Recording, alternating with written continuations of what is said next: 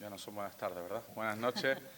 Muchas gracias a todas y a todos por venir a esta primera conferencia de la 40ª, de la 40ª edición de los cursos de verano de la Universidad de Cádiz en San Roque. Gracias por acompañarnos en esta recuperación de la actividad académica después de 2 años difíciles de pandemia, y donde el año pasado también teníamos algunas conferencias, no seminarios. Vamos a intentar recuperar algún seminario cuando tengamos, en este caso, la seguridad de contar en nuestras aulas pues con mayor facilidad, pero sí entendíamos que las conferencias que preparábamos el pasado año, en este caso en sustitución de los seminarios, pues podía ser uno de los formatos que más agradaran al conjunto de las sanroqueñas y sanroqueños para estar en este tiempo compartiendo alguna intervención especial, como la que hoy tenemos, donde quiero agradecer muy especialmente a nuestra conferenciante, a nuestra amiga, a nuestra compañera Carmen Calvo. Siempre eres bienvenida a la ciudad de San Roque, y aún más en este caso, donde ha querido estar con nosotros para prestarnos la voz de su persona, de sus vivencias, y para contarnos, seguro que novedades y alguna cuestión particular, vivencia particular, anécdota particular de sus encuentros y de su vida con un sanroqueño cordobés, con un vecino de San Roque que durante mucho tiempo la gente pensó que era cordobés, pero era nacido aquí, tiene el título de hijo predilecto, y desde ya quiero darle un saludo a su viuda, a Celia, que no la veo, está aquí, a ver si la veo. Gracias por acompañarnos, gracias por estar aquí y por honrarnos con tu presencia para seguir, creo que honrando la vivencia, el trabajo de Carlos Castilla del Pino. Y quiero agradecer a la Universidad de Cádiz, en este caso en la persona de su vicerrectora del campus de la Bahía de Algeciras, a María del Mar Cerván. Gracias por estar también con nosotros y por permitirnos ir sumando ediciones a estos cursos de verano. Y muchas gracias en este caso a todos los que han participado en la organización de esta edición, que comenzaba el pasado sábado con un concierto a cargo de Toto Ensemble, y que espero que contará con el apoyo de los que asistieron en ese día. Que vamos a seguir contando con una exposición colectiva de Zurbarán, La Luz Imposible, que está en este caso en la Galería de Arte Ortega Bru, donde espero que podáis disfrutar también de ella. Y quiero que situáis, en este caso, la conferencia de esta noche dentro de ese homenaje, no solo a los 40 años, a la 40ª edición de los cursos de verano, sino sobre todo a los distintos actos, actividades que alrededor de este año 2022, del centenario del nacimiento de nuestro vecino insigne, de Carlos Castilla del Pino, se van a ir realizando y preparando de la mano de la Delegación de Cultura, que dirige mi compañera Ana Ruiz, con la ayuda, como decía, de Celia Fernández, de la viuda de Carlos, a quien agradezco nuevamente su presencia, y también de amigos y de personas muy vinculadas a Carlos, con gran trayectoria cultural en esta casa, como Juan Gómez Macías, que seguro que nos apoyará en las distintas actividades. Les señalo que estas cosas de los gajes de las novedades, el día 12, para que todos también tengáis la oportunidad de conocer algo más de la actualidad de nuestro país, de la actualidad de la comunidad internacional, pues se va a producir el debate de Estado de la Nación, que está convocado en el Congreso de los Diputados, donde tendrá la oportunidad de participar también la diputada nacional Carmen Calvo, y ello ha motivado, lo digo por el tema de la agenda, que nuestro presidente, José Luis Rodríguez Zapatero, quien va a formar parte del cartel de conferenciantes de esta 40ª edición, nos haya trasladado el que quiere estar atento a ese debate, quiere estar atento a esa participación, y nos ha propuesto el que movamos la conferencia hacia el viernes 15. Estamos pendientes de los últimos retoques ya mañana para la difusión de la nueva invitación, pero ya que estáis hoy aquí, y como eso ha sido cuestión de las últimas horas, tendremos la oportunidad de engrandecer también en la 40ª edición de los cursos de verano, con la presencia del presidente, de José Luis Rodríguez Zapatero. No será el martes día 12, si os invito a que estéis atentos a las novedades de ese debate de Estado de la Nación. Sí será, como digo, el viernes 15. en el mismo horario, a las 12 de la mañana. Espero tener la oportunidad de seguir trabajando. Y ahora yo ya concluyo dando la bienvenida a todos y en este caso, aunque yo tenía también la oportunidad de presentar algo más de la figura de Carlos Castilla del Pino y alguna semblanza de quién es Carmen Calvo, pero esa tarea se la dejo a la parte académica. Le doy nuevamente la bienvenida a María del Mar Cerván y ya mismo le damos la palabra a la conferenciante. Muchas gracias a todos. Gracias.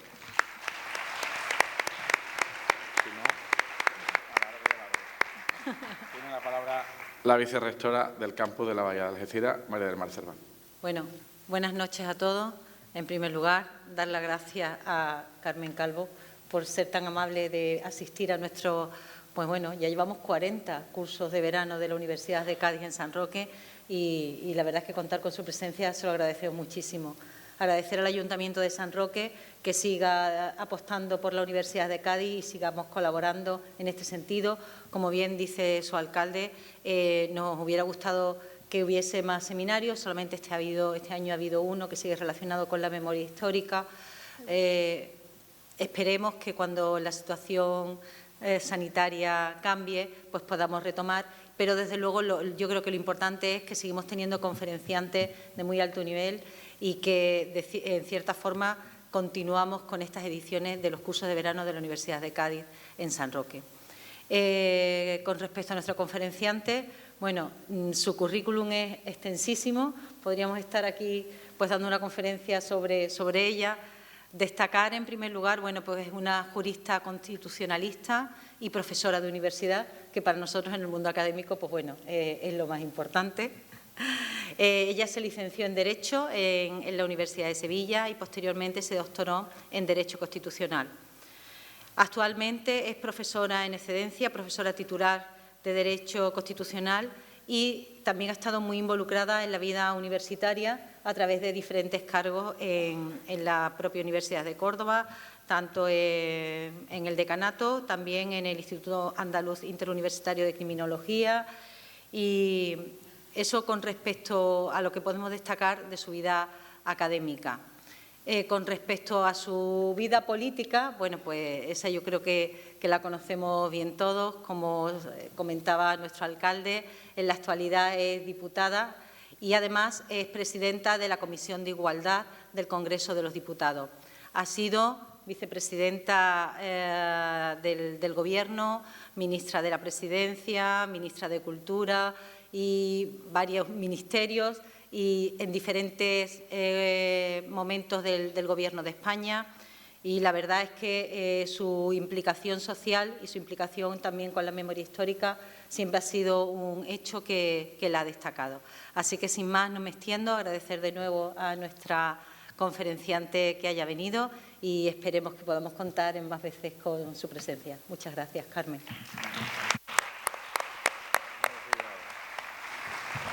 Le voy a interrumpir a la conferenciante, pero como me lo ha dicho ella antes, pues también quería comentarlo.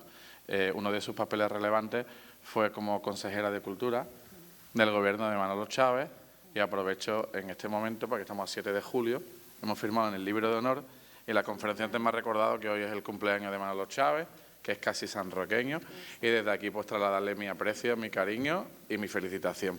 Y ahora sí, os dejo con la conferenciante. Carmen Calvo, bienvenida a San Roque.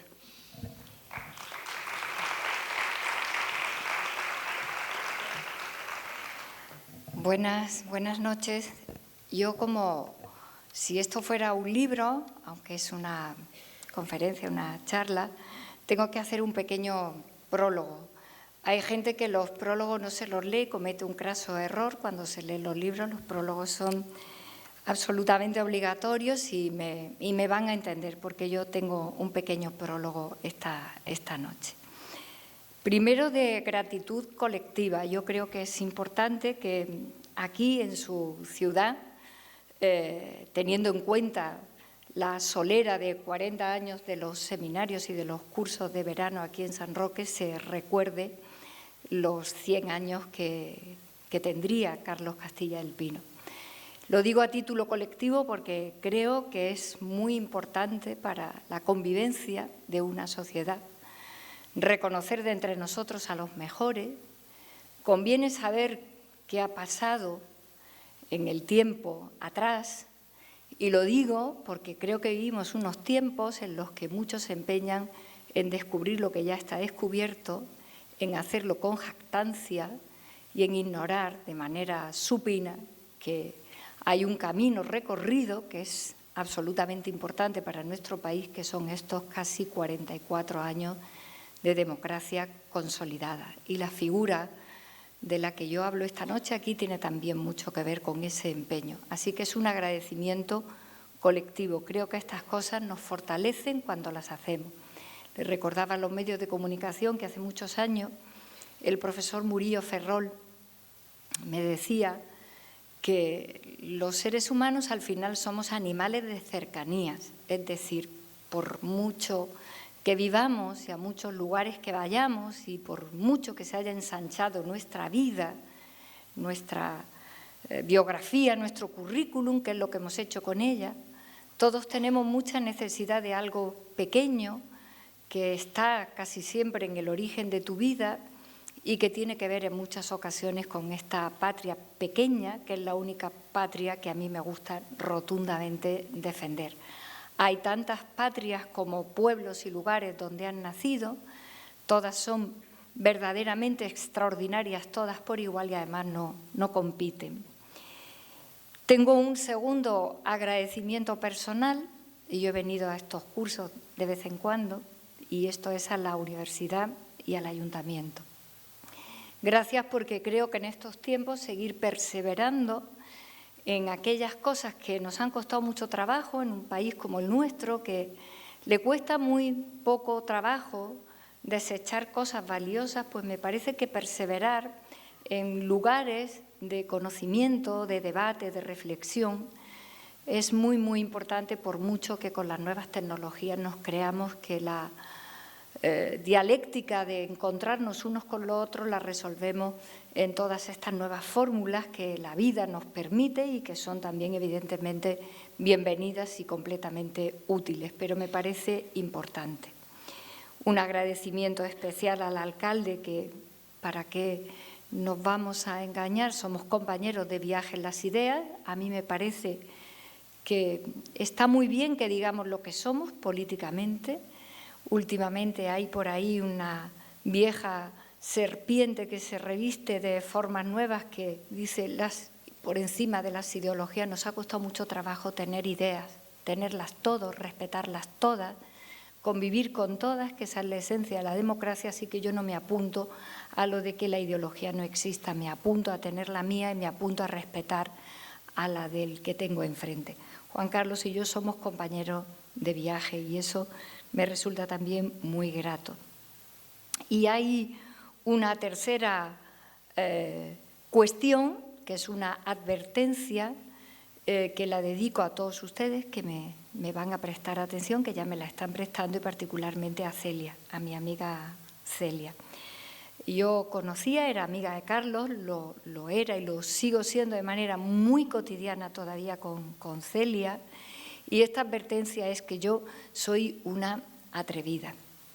Lo he sido toda mi vida, pero cautelosa, una atrevida con cautelas.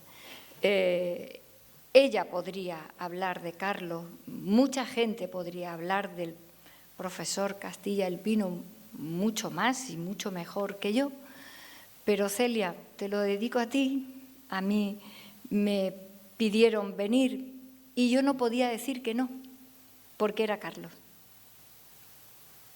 ¿Me entiende? Y se me entiende. No se puede decir que no a venir a su lugar de origen, a San Roque, a hablar de lo que representó y sigue representando la obra de Castilla El Pino en el ámbito científico y también en el pensamiento. Por eso elegí una fórmula comodín, amplia, que es el profesor Castilla El Pino, que es Carlos Castilla El Pino en la ciencia y en el pensamiento. Pero repito, es un amoroso atrevimiento. La amistad, que yo valoro por encima de muchas cosas en la vida, tiene obligaciones. Y yo, Celia, creía que esta era una obligación que yo tenía. contigo, con sus discípulos, con su memoria en su pueblo. Así que por esa razón ustedes van a escuchar unas modestas reflexiones. Muchas veces en la vida política de nuestro país, este país que yo siempre pienso que es fundamentalmente un gran país anarquista, denostamos mucho lo público, denostamos continuamente a la política y a los políticos, craso error que cometemos para fortalecernos como sociedad, y muchas veces se piensa que el gran privilegio que tiene un hombre o una mujer que se dedican a los cargos públicos es todo ese imaginario vicerrectoral que algunas veces Forges le dedicaba unas viñetas increíbles. Pues no, quítenselo de la cabeza. Pero sí hay privilegios. Por ejemplo, este que tengo yo, que me hayan llamado y que ustedes me vayan a prestar atención. Yo quiero hablar de Carlos Castilla el Pino de una manera completamente respetuosa, como es debido, y más conociendo cómo era una persona bastante celosa de su intimidad, de sus cuestiones personales, y por eso yo voy a hablar de qué representa la llegada a la psiquiatría, pero sobre todo al campo de la medicina, en el ámbito de la psiquiatría en un país como el nuestro, en los años en los que Castilla del Pino lo hace. Yo creo que casi todos los que están aquí conocen un poco su trayectoria y por eso yo ahí no dedicaré mucho tiempo. Él se forma en Madrid, pero su gran trabajo lo hace en Córdoba. Por eso muchas personas en este país, cuando identifican a Carlos Castilla el Pino, lo identifican con Córdoba. Y a veces hay que decirle a mucha gente que Carlos Castilla era sanroqueño, que era gaditano, que no se desvinculó evidentemente de su tierra y que contribuyó desde su altura nada más y nada menos que al fortalecimiento también de los cursos de los que hoy celebramos también el 40 aniversario. Carlos era celoso de esa parte privada e íntima de la vida, pero sin embargo es un gran personaje de la vida pública de nuestro país. Y lo es por razones panópticas, no solamente por su formación científica, porque representa la entrada en la psiquiatría de nuestro país de muchas innovaciones necesarias, sino porque él expandió su vida a otros terrenos también extraordinariamente importantes y en algunos casos decisivos. Carlos no era una persona que se pusiera con puertas a la inmensa curiosidad que tenía por pensar, cuestionar y sobre todo responder. No puedo hacerlo, hablar de la parte en la que él aporta a la psiquiatría de nuestro país toda una línea de consideración social y cultural de qué representan las enfermedades mentales. Porque eso lo hace Carlos Castilla el Pino por la conciencia social y política que tiene. Por eso digo que Carlos Castilla era un hombre que tenía vasos comunicantes de muchos grandes intereses intelectuales, sociales y personales que no lo convierten en un científico en el ámbito de la medicina y de la psiquiatría con compartimentos estancos y de ahí no sale, sino que Carlos, por sus propias características, por su extraordinaria potencia intelectual, sale a otros muchos terrenos. De esos terrenos yo diría que hay uno definitivo, que es el que marca precisamente que se expanda a otros lugares. A Castilla el Pino le toca entrar en la psiquiatría cuando la psiquiatría de nuestro país está de manera absolutamente encapsulada por lo que en términos académicos llamamos la academia, la ortodoxia, que no solamente destila e impone ideas y criterios, sino que además mueve todos los recursos del poder. En la academia hay mucho poder, en la universidad también hay poder, como lo hay en todos los órdenes de la vida, y Carlos irrumpe de una manera disruptiva justamente en un ámbito que estaba al servicio de muchos poderes, en una España que todavía andaba en una dictadura y a la que le cuesta mucho trabajo salir de ahí. Esto es importante que lo tengamos en cuenta para ver un poco su figura y su trayectoria vital, porque él hace una inteligentísima y eficacísima mezcla de los conocimientos que tiene y en los que se forma para ponerla también a la disposición del discurso social y de la conversación pública del final del franquismo, cuando en este país eclosionan casi todas las ideas y los valores democráticos que nos permitieron hacer una transición que yo no tengo para nada mitificada, pero que fue una transición que nos permitió, por fin, dos cosas: llegar a una democracia sólida y hacerlo sin una gota de violencia. Es importante esto porque en los momentos en los que el franquismo, la dictadura, se va acercando a la posibilidad de convertirnos en una democracia, en nuestro país hay unas cuantas figuras importantes que no solamente están batallando en el campo estricto de la política, sino que batallan también en el ámbito universitario, en el ámbito cultural, en el ámbito estrictamente político. Y Carlos unía muchas de esas variables. Él era un hombre de izquierdas, como todo el mundo sabe, fue militante del propio Partido Comunista y, por tanto, utiliza las sinergias de su conocimiento, repito, a contribuir a la extraordinaria causa que era para la historia de España pasar de una dictadura a una democracia, sacando de la oscuridad a la luz los grandes debates que tuvimos, los grandes debates que todavía tenemos como sociedad democrática consolidada, pero hay algunos elementos que fueron capitales en la figura de Carlos Castilla. Por eso a nadie le puede extrañar que, además de su obra estrictamente científica, algunos de sus libros, de sus aportaciones, tienen decenas de ediciones en algunos casos, porque siguen siendo todavía capitales para las aportaciones estrictamente científicas que Castilla del Pino hace. Castilla del Pino admiraba mucho ese terreno científico en términos puros. Llegó a ser amigo, colaborador de algunos de los discípulos de Santiago Ramón y Cajal, por cierto, otro académico que no llegó a leer nunca su discurso de entrada, y Carlos entra en la Real Academia de la Lengua, donde muy pocos científicos han pisado con su correspondiente sillón de numerarios.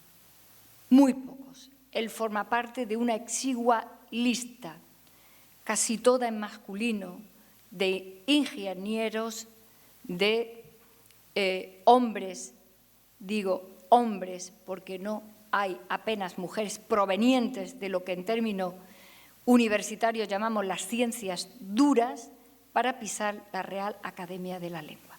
Este asunto y esta entrada, que se produce ya tarde en su vida, la traigo a colación en este momento de mis palabras porque tiene mucho que ver, repito, con las expansiones que Carlos hace evidentemente a otros terrenos, al pensamiento sin duda, pero también incluso las excursiones que hace a la novela. Y cuando tú miras y entiendes, incluso para una lega como yo en la materia, como para casi cualquiera, cuando te acercas a su figura y lees lo que es leíble, evidentemente, para un lego de su obra, te das cuenta que era inevitable que Carlos saliera de la coraza científico-médica para que se adentrara en el lenguaje, en la comunicación, en la novela, en la reflexión. Estamos delante, si alguien me pidiera a mí cómo pudiera yo resumir su vida, sus intereses vitales, su producción y su biografía, estamos delante de un extraordinario intelectual. Y eso era, de alguna manera, una revolución también para quien se había formado médicamente en la ciencia. Carlos inicia su primer momento profesional en términos estrictamente científicos. Sus primeras aportaciones a la psiquiatría son eso que llamamos todavía, los que somos del lado blando, y yo que soy jurista, ni siquiera de las ciencias, por más que algunos se empeñen en considerar el derecho una ciencia social, que en estricto sentido de la palabra para mí no lo es lo que seguimos hablando y llamando ciencias duras. Carlos tiene la mirada abierta, la altura de miras y el compromiso social tan extraordinario que es capaz de entender que todo eso tiene que estar puesto a disposición de la comprensión social de qué representan las enfermedades mentales. Él abarca una parte muy importante. Yo llego a la vida de Carlos de tres maneras muy distintas. Llego como una jovencita que batalla en el feminismo en la Facultad de Derecho de Sevilla, cuando Carlos, con su extraordinario nombre ya, defendía la causa de la igualdad entre hombres y mujeres, del feminismo en el que nos movíamos ya muchas mujeres en este país, y lo hacía plantando cara a todas aquellas teorías pseudocientíficas que seguían sosteniendo la inferioridad de las mujeres.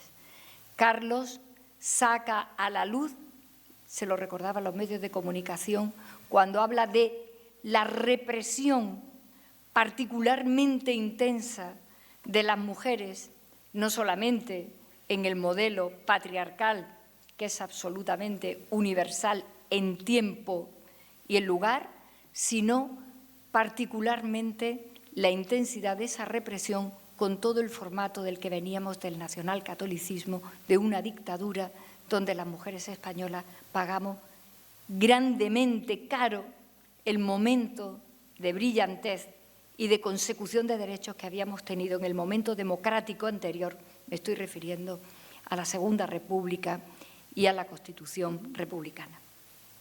Esto era muy importante, era tan importante esta faceta de Carlos Castilla el Pino, que a las mujeres que estamos en la calle trabajando por organizar el movimiento feminista de este país, nos parecía que era un cable de salvación inmenso, hasta el punto de que, prohibidas evidentemente en esa parte de manera muy importante la producción y la propuesta de debate que hacía Castilla del Pino en el ámbito público de nuestro país, yo recuerdo tener como oro en paño las fotocopias de las conferencias que él dio en Sevilla junto, en aquel caso, con un par de mujeres que luego pasaron a ser iconos importantes del feminismo histórico de este país. Era muy importante aquello. Lo fue sin duda de ningún tipo, porque estábamos navegando todavía en unas aguas donde la discusión acerca de la igualdad entre hombres y mujeres todavía navegaba acerca de las facultades, acerca de las posibilidades por demostrar en el machismo rampante que las mujeres teníamos para apostar naturalmente por alcanzar la consecución tan significativa para nosotras que era la igualdad de derechos. Yo llego a Carlos por ahí, pero llego también a Carlos, no me importa confesarlo como es lógico, porque acompañaba a un familiar mío a la consulta que él atendía, siendo el médico de una persona de mi familia que afrontaba un problema de enfermedad importante. Yo tenía en mi mente un dislate entre el doctor Castilla del Pino, con el atuendo con el que incluso en las consultas privadas y por supuesto también los psiquiatras se invisten con su bata blanca, yo lo recuerdo en su consulta, y el Castilla del Pino que yo intentaba seguir de manera más o menos clandestina porque era el nombre prestigioso en nuestro país que apoyaba la causa de la igualdad y, por tanto, del feminismo. Y pasado el tiempo, por fortuna para mí, y con la distancia de edad, evidentemente, entre él y yo, llego a su vida de una manera mucho más directa, compartiendo la Universidad de Córdoba, en ámbitos muy diferentes. Obviamente, llego a la amistad con Carlos de forma más directa. Y allí es cuando, para mí, los compartimentos estancos que yo tenía de Carlos Castilla el Pino, eclosiona Carlos Castilla el Pino en su vida.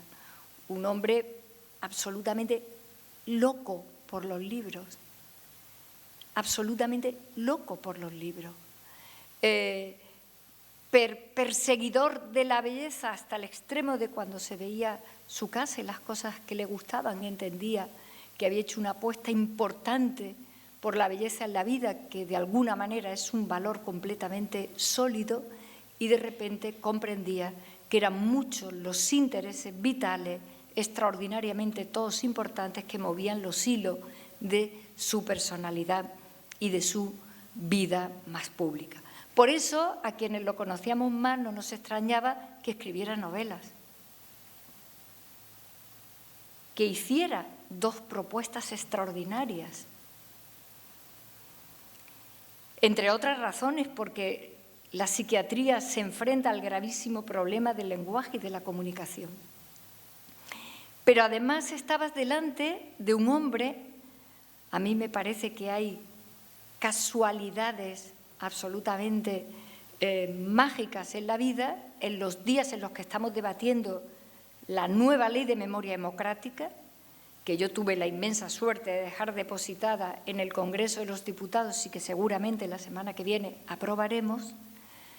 Hay una casualidad extraordinaria poder estar hablando esta noche aquí de Castilla del Pino, cuando todos sabemos también la persecución, a veces burda, directa y otras veces sutil, que sufría su figura y que le producía evidentemente estragos importantes en la consecución de algo que para él era importante y que finalmente consiguió, que era ser catedrático en la Universidad de Córdoba. A Carlos le llegan los reconocimientos tarde, porque Carlos Castilla el Pino forma parte de esos extraordinarios personajes que se quedan a pelear en el terreno de una dictadura negra y cruel y tardía. Todas son crueles, y esta además tardía en el corazón de Europa, y sufre envites importantes en los que pareciera que se podía opacar el extraordinario talento y el brillo intelectual de Castilla el Pino. Carlos tuvo la suerte, entre comillas, de vivir el suficiente tiempo como para haber recompensado y recolocada su figura en muchos niveles, incluido el de ser hijo predilecto de su pueblo. Yo decía al principio que a mí las patrias chicas me gustan mucho y me gustan los profetas en su tierra, como Carlos lo puede ser con el extraordinario nombre de reputación nacional e internacional que tiene. Afortunadamente pudo vivirlo todo eso, porque para él era importante.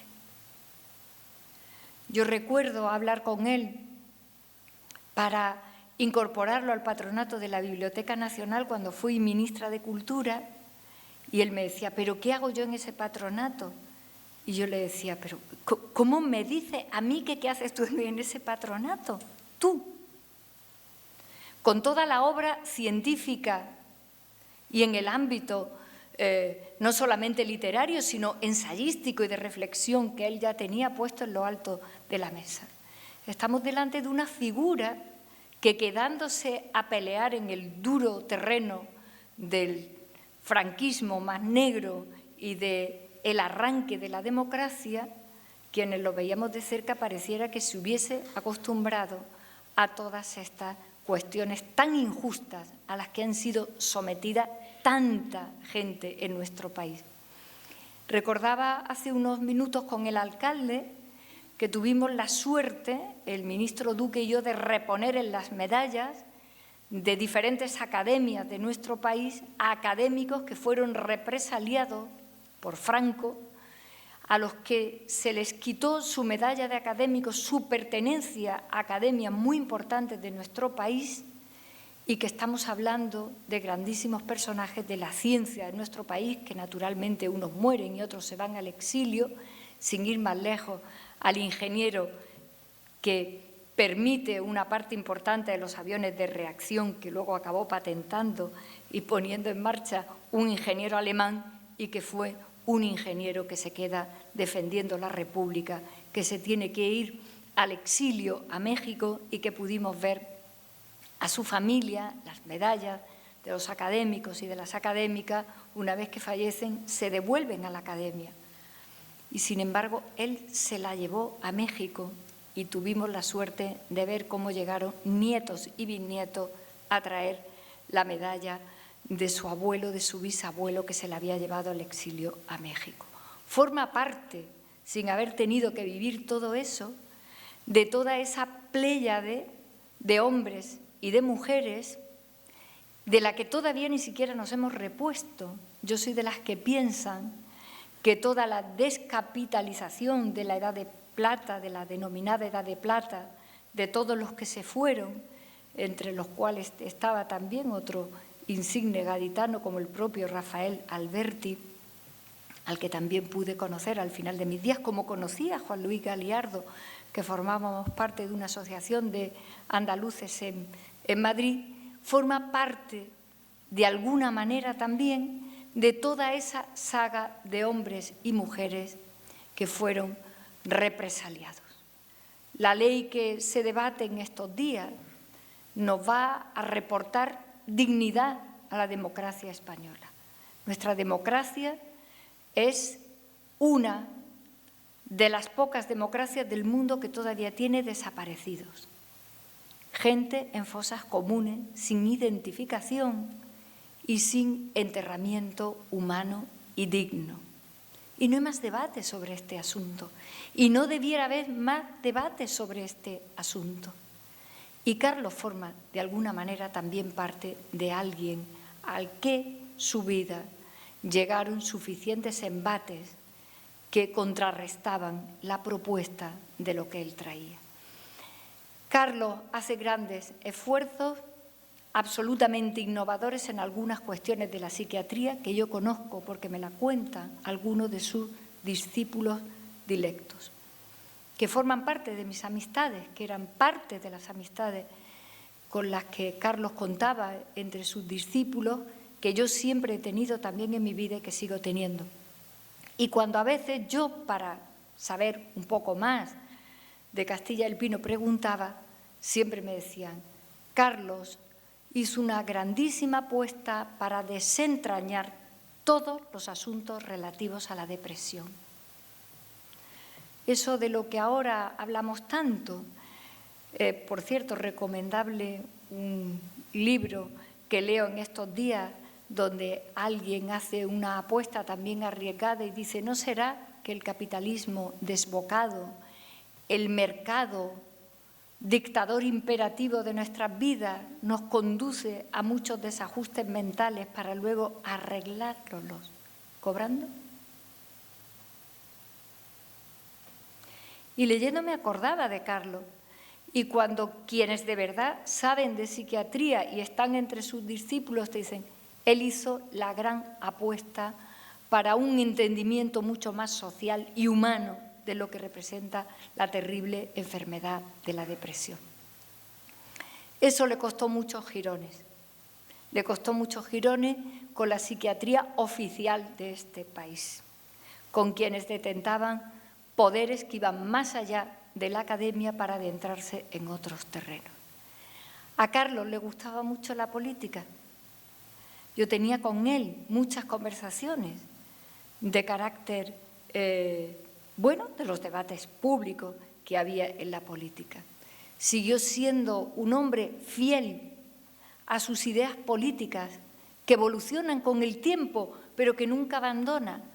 Carlos era un hombre que le gustaba la vida bella, la buena vida, como a cualquiera, pero no fue un hombre que, como a otros vemos cuando van alcanzando con el paso de los años, del prestigio, de la gloria, el abandono de las ideas que comparte y que fundamentalmente, vistas desde la izquierda, son la defensa justa de la igualdad. Carlos no abandona ese compromiso. Yo hablaba desde las ideas de mi partido muchas veces con él. Él tenía siempre preocupaciones contra el pensamiento conservador de nuestro país, siendo particularmente intenso el conservadurismo de nuestro país, por decirlo de esta manera elegante. Y Carlos era, en su parte, que yo nunca desvelaré, más íntima, más personal, de sus gustos, de sus elementos más privados, era un hombre que supo afrontar una parte muy importante de su vida también con mucho valor.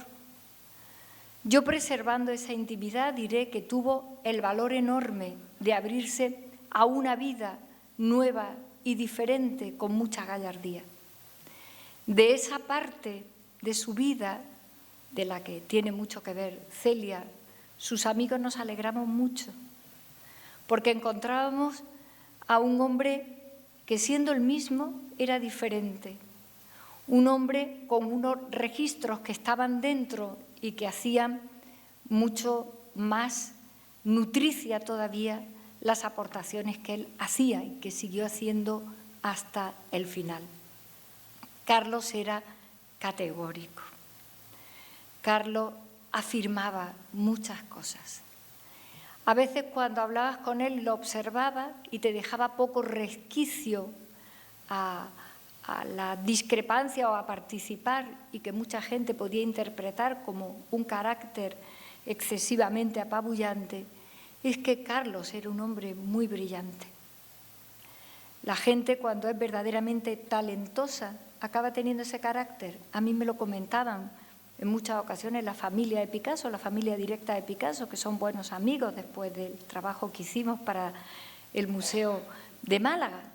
Y me decían que el propio Picasso a veces se enfadaba. Cuando se enfadaba siempre en español, y las barbaridades las decía siempre en español, y él siempre decía que él no, decía un taco que yo no repetiré, que él no tenía la culpa de ver cosas que los demás no vemos. Lo decía así, casi con chulería, porque se adelantaba a muchas cuestiones. Carlos, cuando hablabas con él y cuando estabas con él o con otros partícipes en una conversación, era categórico, y yo siempre tenía la sensación de que él se sentía muy seguro de muchas cosas en las que había invertido muchos caminos mentales para llegar, y mucho esfuerzo también en lo que fue su propia biografía, bastante renacentista de alguna manera, en tanto en cuanto es difícil, y él tampoco quería un encasillamiento estricto, sintiéndose fundamentalmente lo que era un grandísimo psiquiatra, el gran psiquiatra de este país, quien innova, quien es capaz de abrir puertas a todo lo que ha venido después. De alguna manera, la psiquiatría moderna de España sigue nutriéndose de las propuestas y de las investigaciones, y sobre todo de los riesgos que Carlos Castilla pone en lo alto de la mesa. Y yo tenía siempre la sensación, cuando lo veía tan categórico, que a él le pasaba como esto que me contaban a mí los familiares del propio Picasso. Yo me siento suertuda por haberlo podido conocer un poco más que lo ha conocido otra gente, por haberlo entendido un poco más de lo que se puede entender a estos personajes tan importantes en las vidas públicas de un país, en los ámbitos, en este caso científico y reflexivo en el pensamiento, porque es difícil a estas personalidades acabar de conectarle todas sus terminales. Yo podía entender finalmente cómo era Carlos. A veces, en esa apariencia y en ese rictus incluso físico importante que tenía, él luego era una persona también muy cariñosa, muy amiga de sus amigos, cuestión que valoraba de manera importante. Esa es la razón por la que yo me atrevo a hablar de Carlos en público y de conectarlo con muchas cosas, con algunas de las cosas que ahora nos pasan. Decía yo al principio que me empieza a resultar muy peligroso el adanismo en el que estamos. Me empieza a resultar muy peligroso que seamos tan ignorantes, que tengamos tanto desconocimiento de cosas que están hechas, que están dichas, o que están dichas y que hay que hacerlas, que no podemos rebatir principios ilustrados tan importantes sobre los que todavía hay tanta faena por hacer, aquellos que construyeron la revolución de la que todavía vive el mundo, aquellos que proclaman que todos somos radicalmente iguales, que no se puede practicar la libertad si no la puede practicar todo el mundo, porque estamos viendo a la ultraderecha y al pensamiento fascista hablar de libertad y tenemos que entender de qué libertad están hablando. No están hablando de la libertad contenida siempre, como decía el otro día Inerarity, que nos permite ser libres a todos con los límites contiguos de la libertad del de al lado. De esa no habla el pensamiento hiperconservador de la derecha. Están hablando de las libertades de las élites que se pueden permitir porque la libertad se puede comprar, los viejos privilegios de siempre. Y sin embargo, la gran tarea sigue siendo la igualdad. Sobre todo porque nadie elige nacer, ni dónde naces, ni cómo naces. Si no eres responsable de haber elegido nacer, ni en qué condiciones has nacido, en qué país, con qué color de piel, tal vez con una discapacidad, hombre o mujer. Si no has elegido, la gran responsabilidad colectiva, en términos éticos, es construir las condiciones de igualdad para todos. Si eligiéramos nacer, seríamos responsables de nuestro nacimiento. Y nos podríamos imputar esto que a la ultraderecha le gusta tanto. Tú eres exclusivamente responsable de ti y si has nacido pobre es que es tu culpa. Y si eres homosexual es tu culpa. Y sin embargo, la perspectiva ilustrada nos devuelve un proyecto ético monumental. No has elegido nacer, no eres responsable de eso, eres responsable de tu vida. Y la parte más importante de la responsabilidad es construir igualdad de condiciones para que todos puedan desarrollar su libertad. Y tu libertad no puede ser tampoco rotunda, porque tú no eres libre o no debieras sentirte libre si no es libre también el que tienes al lado. Y eso se construye con fraternidad. Y está todo dicho porque son los principios ilustrados que nos permiten razonar. Y no hay convivencia sin raciocinio, sin que podamos razonar las cosas. Porque razonar nos obliga a todos a compartir un consenso mínimo de algo. Y estamos viviendo un mundo donde los deseos se imponen a la razón y así no hay manera de construir una sociedad. Porque siempre habrá uno que su deseo y la posición de poder de su deseo será determinante para arrollar tus deseos. Y estamos viviendo un momento inquietante. Yo sé perfectamente lo que Carlos estaría en este momento diciendo, escribiendo y dando como opinión pública. Estamos en este momento intentando retroceder al punto preilustrado del deseo que no es más que definitivamente la destrucción del grupo, de lo colectivo, de lo que somos entre todos, para devolver a la singularidad del yo quiero, yo soy, yo deseo y si puedo te lo impongo. Y te lo impongo de 2 en 2, de 3 en 3, de 4 en 4, de 1 sobre 17 y ojalá no de 1 contra 47,5 millones que somos los españoles y las españolas. Y sobre esos principios son los que se construye no solo la convivencia, sino un país que reflexiona sobre qué tiene que ser su ciencia, su cultura, su educación, su formación, que de ahí es de donde sale, evidentemente, cualquier motor económico que luego reparte empleo, reparte sueldo, reparte pensiones, reparte servicios públicos. Y estamos en un momento absolutamente inquietante, y más si todo esto se envuelve en un celofán de modernidad.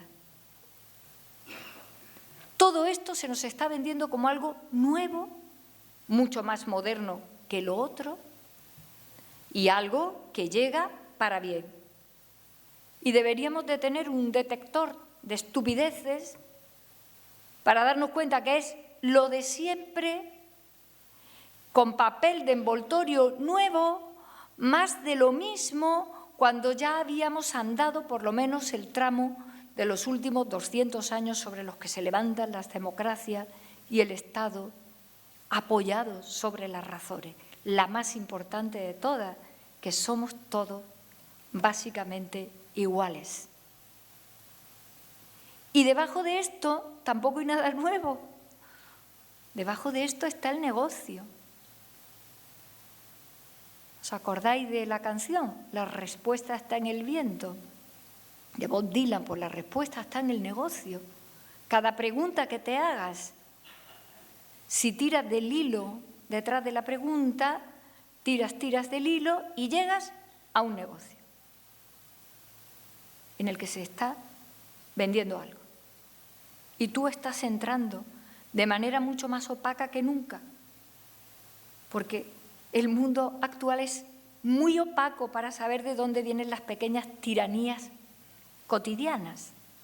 Las tiranías cotidianas detrás de la cual hay algo aparentemente nuevo, que no es nuevo, sobre lo que se está proyectando que tú te arrodilles por una servidumbre, por un deseo que quieres cumplir, por una adicción en la que andas de diversísimo tipo.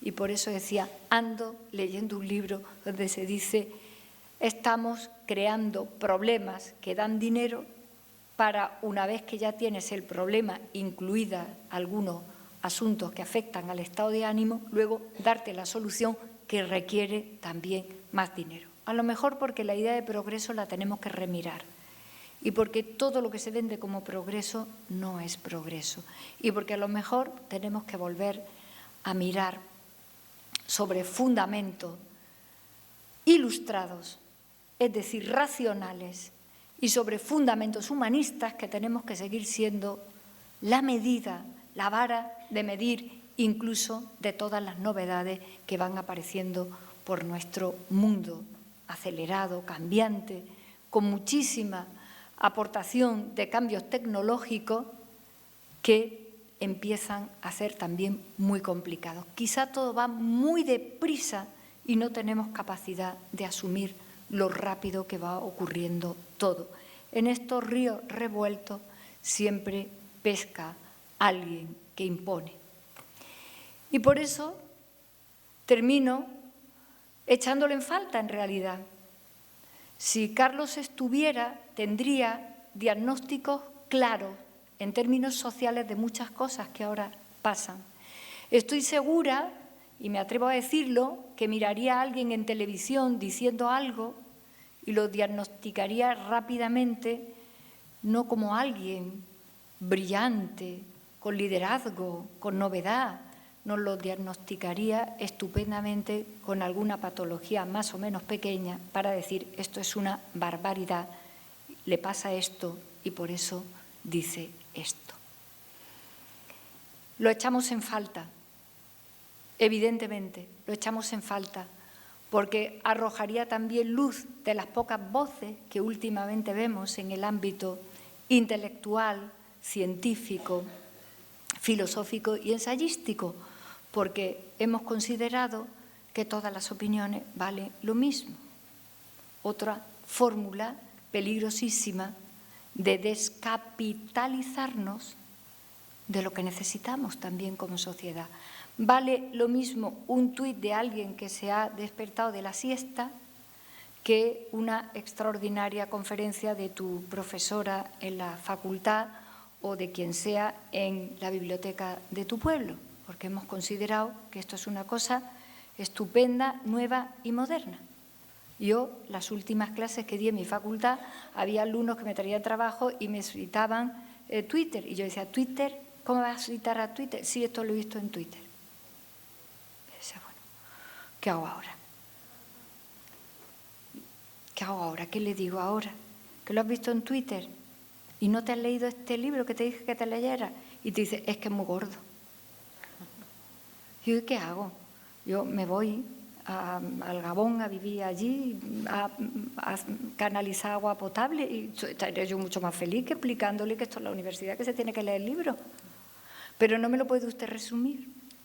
Y yo, ¿por qué te lo voy a resumir? Yo, si te lo tienes que leer tú. Esto lo vivo, pero me comentan muchos compañeros de la universidad que lo viven. Tengo mi chat todavía con mis compañeros de Derecho Constitucional y ponen ahí unas cosas que me da un mal rato horroroso.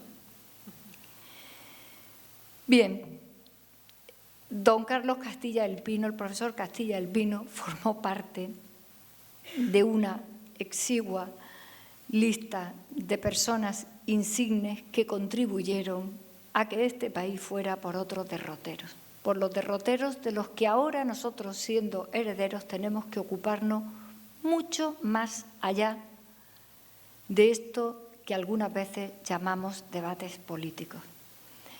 De ocuparnos de un país resistente, que afronta problemas como los afronta todo, pero que no puede seguir perdiendo el capital de reflexión y de meritocracia que es absolutamente compatible con la igualdad. La meritocracia es compatible con la igualdad, entre otras cosas porque la meritocracia es inevitable. Siempre habrá alguien que trabaja más, que piensa más, que se esfuerza más, que tiene talento, que lo pone a disposición de los demás, incluso que tiene virtudes a valorar mucho hoy en día, como es la generosidad. Y como eso existe, y como la envidia es un problema que afecta al que la practica, pues estamos hoy aquí para recordar a alguien que fue bastante mejor que muchos, que todos nosotros, y que está muy bien que se le recuerde hoy en su pueblo. Y que yo solo quería, recordándolo a él y de manera atrevida, compartir que deja un legado importante, que todavía hay obras que son capitales para la psiquiatría actual, que lo hizo con mucha incomprensión, que no se desvió nunca de lo que él pensaba que tenía que ser su vida, que eso es muy importante, saber el sentido de tu vida para poder vivir una vida que verdaderamente merezca la pena, y la suya lo mereció.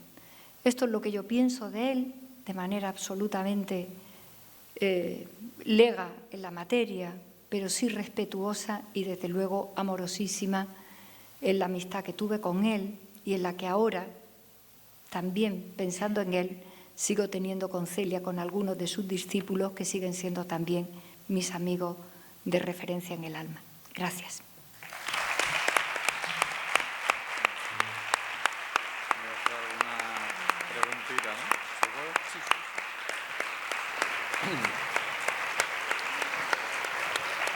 Mientras aplaudimos, conocemos algo de la vida, en este caso fotográfica, de Carlos Castilla del Pino, según me dice mi delegada de Cultura, y aprovechamos en este caso para realizar algunas preguntas sobre la conferencia, y en este caso yo me atrevo, sobre la actualidad internacional o la actualidad nacional, que tenemos a una diputada activa en el Congreso. Luego yo me lanzo primero con las 3 cuestiones breves y cortas, porque a las 10 vamos a terminar, así que haremos cortas. Pero yo quería, Carmen, que nos reflexionara sobre una noticia que aparecía el 24 de junio, no de hace 50 años, sino de hace varios días, el 24 de junio de hace poco, sobre que el Tribunal Supremo de los Estados Unidos revoca la sentencia histórica que garantizaba el derecho al aborto en el primer país del mundo desarrollado, como es Estados Unidos. Mira, te lo agradezco mucho porque tiene que ver con Carlos. Yo a Carlos lo recuerdo también en aquellos años que yo era muy jovencilla, abiertamente defendiendo el aborto cuando costaba mucho trabajo defenderlo, ¿no? Imaginaros el contexto, ¿no? Y Carlos no solamente defendiéndolo, sino colaborando. Tiene que ver con él. Y te agradezco la pregunta porque tiene que ver con algo que yo también he dicho. Estamos en un retroceso y encima, permitirme la expresión coloquial, y encima nos lo quieren vender como algo nuevo, ¿no? A ver, ¿cómo se puede entender que en esa sentencia en concreto se interprete una Constitución que tiene 200 años, donde nosotras ni siquiera teníamos existencia jurídica como tal, es decir, como ciudadanas? ¿Cómo se puede permitir que se interprete un texto en el que nosotras no estábamos, repito, a la luz de 200 y pico años después, cuando lo que estamos proponiendo las mujeres y los hombres demócratas es que la democracia se adapte también a nosotras? Nosotras hemos sido excluidas a lo largo de la historia de todos los espacios públicos porque éramos mujeres y se dudaba de cuál era nuestra identidad exacta. Primero se dice, lo dice Aristóteles, que no somos seres completos, que nuestra naturaleza se parece más a la de los esclavos. Después Santo Tomás dice que no tenemos alma, que es una manera, en términos teológicos, de decir que no tenemos capacidad de abstracción, pensamiento. Luego, al inicio de la Revolución Francesa se dice que vale, que sí, que parece que tenemos cerebro, entre otras cosas porque hemos estado en las calles de París asaltando la Bastilla, habíamos demostrado que nos levantábamos también en el trabajo político, pero que nuestro cerebro está absolutamente condicionado a nuestra condición de ser reproductoras de la especie. Alguien se atrevió a hacer dibujitos en el que nuestro cerebro, vía columna vertebral, estaba conectado con el útero. La famosa polémica ilustrada de los sexos, donde se dice, sí, ellas tienen cerebro, pero cerebro para bañar al niño, darle a comer al niño, dormir al niño, si el niño tiene fiebre, llevarlo a que se la quite. Cuando pensamos que ya hemos salido de esto, es decir, de Cleopatra hasta aquí, y decimos, ya está, ya parece que lo han entendido todo. Somos seres humanos, mujeres. Claro, si la referencia es un varón, cuesta trabajo entender que nosotras no somos varones, que somos hombres. Pero justo por la razón que fuimos excluidas por ser mujeres, por la razón por la que queremos estar, por ser mujeres. Y cuando creíamos que ya no había debate, que ya parece que lo habíamos entendido y que los temas que afectan a nuestras vidas son de primer nivel de importancia para el modelo, para todo el sistema, por ejemplo, que como nos quedamos embarazadas, que como nos podemos quedar embarazadas, planteamos unas cuantas cosas. Que no ser madre no esté mal visto. Esto medio lo hemos conseguido. Nos ha costado muchísimo, porque ¿recordáis la letanía que decía una mujer sin hijo? Pues ha bastado un segundo en el que el mercado ha entrado ahí para que nos diga, olvídate de esto que te he dicho lo último 6.000 años, porque ahora quédate embarazada, con este ticket te compro el niño, vientre de alquiler. Tú dices, ¿cómo? O sea, ¿en un minuto ha cambiado esto? O sea, en un minuto se han muerto millones y millones de mujeres que no han podido tener hijos con vidas completamente doloridas, frustradas, y ahora de repente, porque al mercado le interesa, me dices, olvídate de todo eso, que ahora te compro el niño, no pasa nada. Tú dices, pero vamos a ver si nosotros lo que queríamos era que el embarazo no es una enfermedad, pero que estar embarazada es una situación especial, que un parto tiene sus riesgos y que queremos que se nos atienda en condiciones, que queremos no ser madre y que nadie nos diga nada, porque además la ciencia nos ayuda con todos los sistemas de anticoncepción, afortunadamente. Luego queremos, como somos trabajadoras, vamos a trabajar, hemos ido a formarnos, queremos tener un sueldo para nosotras, porque si no tienes sueldo estás vinculada a otro ser humano. Pues queremos controlar cuando quiero ser madre o cuando no quiero. Yo quiero, pero no quiero ahora que tengo 22 años y estoy terminando los estudios. Quiero luego con 28. Además, me he quedado embarazada, pero justo de este hombre no lo veo como padre. No quiero. Tan difícil es de entender que el mundo se tiene que adaptar a nuestras cosas. Tan difícil de entender que el derecho a interrumpir el embarazo con la ayuda de la ciencia y como la ley diga, a tantas semanas, por estas causas, etcétera, etcétera, forma parte de lo que es democrático para nosotras, que lo otro no es democracia. Que es que no es democracia negarle a las mujeres que tengan control sobre su cuerpo, que es que nuestro cuerpo es nuestro, que no es para el debate moral, ni religioso, ni ético, que quien no quiera, porque su moral se lo impide, que no lo haga. Todos los debates que afectan a nuestro cuerpo tienen un debatazo supuestamente moral. Es terrible. Entonces, cuando ya pensábamos que se había entendido lo que éramos nosotras, seres humanos, mujeres, con particularidades diferentes de los varones, nos metemos otra vez en otro debate sobre nuestra identidad. Estamos ahora con ese debate. ¿Qué es una mujer? ¿La que tiene útero o la que se levanta por la mañana y dice que soy mujer? Estamos en ese debate, ¿verdad? Y no debatimos qué es un hombre, el debate es qué es una mujer. ¿A que no estamos debatiendo qué es un hombre? ¿A que no? Estamos debatiendo otra vez qué es una mujer. Qué viejo, ¿no? Qué viejo. Qué truco más tonto. Y al final lo que estamos proponiendo las mujeres y los hombres demócratas es que el modelo se adapte a nosotras. Nosotras nos podemos quedar embarazadas, hemos estado toda la historia en la prostitución y no queremos ser prostitutas.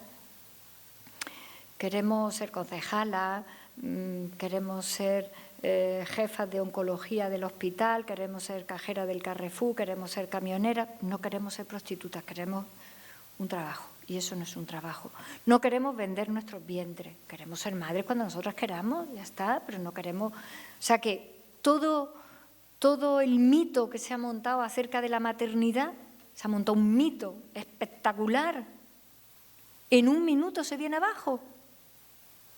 ¿Os acordáis del tuit de una ucraniana en un sótano los primeros días de la guerra que decía, más o menos, no sé lo que hacer, porque estoy aquí con 3 recién nacidos, uno sería suyo y otros 2 de otras, de vientres de alquiler? Gestación subrogada no se computa, no vale como pulpo animal de compañía. La gestación no se puede subrogar, o está embarazada o no está embarazada. Se dice, muérete por mí, Juan Carlos, a ver si puedes. A ver, muérete por mí, y así no me muero yo. No, no es gestación subrogada, es vientres de alquiler. Y esta señora pone un tuit que yo me pasé como 2 días que no se me iba de la cabeza. Dice, aquí estoy, dice, y no sé qué hacer, porque yo tengo una hija de 6 años ahí fuera que no sé dónde está. Y tú dices, qué terrible lo que le estaba pasando a esta mujer, qué terrible, ¿cuál era su hijo? Que se lo iban a comprar, que se lo iban a llevar, que lo había vendido, pero eso se llama progreso, eso se llama modernidad, eso se llama evolución. Pues yo me borro, vamos, que me estoy borrando. Yo preferiría que el mundo al que vamos, nosotros los seres humanos somos la medida del mundo. Y la medida de eso es, en fin, que queremos controlar nuestros embarazos porque somos trabajadoras, porque somos seres independientes, seres libres, y tienes que controlar cuándo puedes o no puedes, cuándo quieres o no quieres. Pues esto lo hace el Tribunal Supremo norteamericano porque es el legado que nos ha dejado Trump. uno de los grandes machistas de todos los tiempos, que no tenía ningún recato para decir lo que éramos las mujeres para él. Pues este es su legado, este es el gran legado que nos ha dejado conformando cuando no le correspondía la gran mayoría conservadora. Y luego, pues eso, ya lo habéis visto, ¿no? Hombres decidiendo, sin la más remota idea, cuestiones tan determinantes, porque afectan evidentemente al cuerpo, sobre nosotras tranquilamente. Así que ahora hay estados, ya sabéis que la sentencia lo que hace es que deja a los estados que regulen. Hay estados que están regulando rápidamente para que la interrupción del embarazo se pueda producir y hay otros que están haciendo lo contrario. Es decir, criminalizando directamente. A mí me produce una angustia increíble las mujeres más jóvenes y las pobres, porque esto lo hemos vivido. Yo esto lo recuerdo, incluso hablarlo con Carlos cuando yo era también mucho más joven, porque había una red clandestina de gente para ayudar a que abortaran las mujeres, porque las ricas se iban evidentemente a Londres, pasaban un fin de semana sin problemas, se lo podían permitir y no había ningún problema. Pero aquí las mujeres se arriesgaban y muchas morían y muchas mueren ahora mismo, en cualquier lugar del mundo. O sea, esto es lo de volver hacia atrás, hacia atrás, hacia atrás, a lo más ruin. Es decir, las pobres no sabrán qué hacer en Estados Unidos y las ricas lo resolverán sin ningún problema. O lo que tenemos en nuestro país, que de repente objeta a todo el mundo siendo funcionario o funcionaria pública y las mujeres de una comunidad autónoma tienen que interrumpir su embarazo yéndose a otra. Y yo todavía me pregunto, ¿por qué no nos hemos levantado todas las mujeres de este país a decir que nosotras, el modelo territorial, no nos puede fastidiar la vida de esta manera? Claro, estamos delante de esa encrucijada, las cosas son siempre más profundas de lo que parecen. Es verdad que vivimos tiempos donde todo tiene que ser rápido, corto, sencillito, simplón, rayando la chabacanería siempre y la tontura mental. Pero sin embargo las cosas no son así, las cosas suelen ser mucho más complicadas, mucho más profundas, mucho más interesantes. Mucho más interesantes. Entonces, esto es un grandísimo debate de para dónde va la democracia.